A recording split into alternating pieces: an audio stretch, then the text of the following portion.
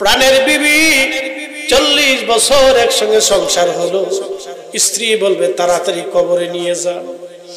কলিজার টুকরা, সন্তানের জন্য বাবা সুদ খাইছে, ঘুষ খাইছে, হারাম খাইছে, মিথ্যা বলছে, মানুষ ঠকাইছে, মালিক কম দিছে, আর একজনের জমি দখল করছে, আর একজনের টাকা মাইরে দিয়া মাথায় বাড়ি দিয়া রক্ত শুষে শুষে খাইয়া সন্তানের জন্য বিরাট বড় বাড়ি গাড়ি বানাইয়া আজ বাবা কবরে চলে গেল।